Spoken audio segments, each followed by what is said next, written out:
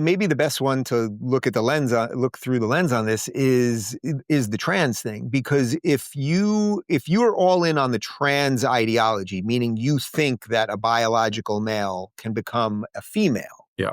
putting aside what you think about identity and all that, but if you really are saying that biology doesn't matter, the conservative, and it's not even the conservative, the person that's grounded in reality knows that that's not true. But if you've staked out that position, no matter what, and that person is just saying, hey, live however you want to live, wear whatever you want to wear, I'll call you whatever you want me to call you, but don't tell me biology isn't real. Those are completely intractable odds, right?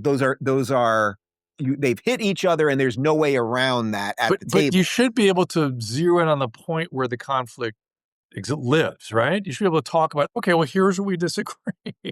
Sure, hopefully you could. And generally, a conservative generally might say, I accept that this type of person exists.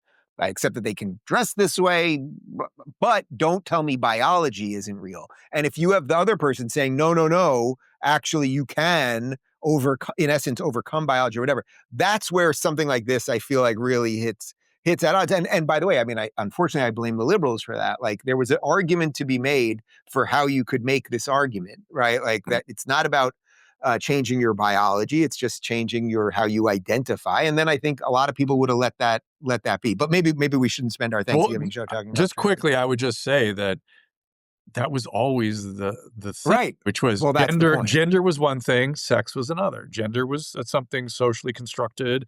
Sexuality, biology was set in biology, just that. And you can superimpose gender on top, and that can be changed however you wish. So be it. What's the problem? More important than any of that, first off, are you guys hosting? Do you do the cooking? Who's making the turkey? We are doing something very unusual this year. We're going to travel to the great state of Florida with the mishpocha, as my dad would say, family, and hide out somewhere.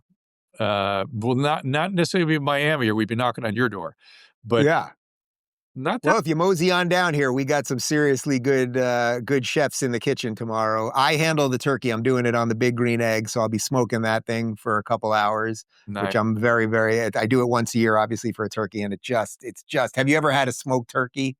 Like freshly smoked? I don't. I'm not talking about store-bought smoked turkey slices.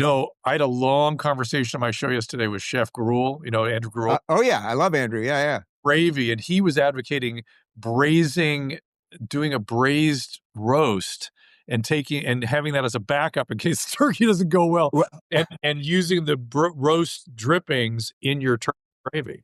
And I thought, ooh, that actually sounds pretty great. But I'm fairly confident my turkey is going to come out kick ass. How are you finding the price of everything? I really kind of worried about that this year. The economy worries me greatly. So I'm thankful, I'm grateful that things are going along okay, but I'm worried for the next year. I'm worried where we. Yeah, it's interesting you asked that, because we did most of our holiday shopping yesterday. So we're at Whole Foods, which Whole Foods, people 10 years ago, everyone thought Whole Foods was like super, super expensive. The joke about Whole Foods was whole paycheck foods, And then Amazon got them, what was it, about 6 years ago or so? Yeah. And I think prices largely did come down. Then during Biden and COVID and, Inflation Reduction Act and all that, prices really jumped.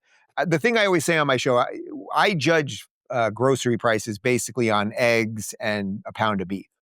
Like a pound of beef right now, you get a pound of beef. It's not, it's probably 80-20, so it's not 90-10, and it's probably not organic, but maybe you can get an organic one for about $5-6. Organic, you're probably going to pay about $8. That's not terrible. And then you can get really primo regenerative and all that for a little bit Which more. cut are you talking about, though? No, I'm just talking about ground beef. Just ground beef. Okay. Yeah, just ground beef. Those are the two. Like, obviously meat in general, like it really depends on the cut. You want filet mignon, you're going to pay $30 a pound probably, and But you find, but I want to advocate. You can find these deals for really high quality meat. You can find them, but you got to pay attention. I mean, one of the things that occurs to me is we may have gone through a period of excess Like the excess of all low prices from China and food, agribusiness providing us all this opulence. It may be time to get back to reality where you have to pay attention to prices. You have to check things carefully. You know what I mean? That seems more the way things have Yeah, always well, been to me.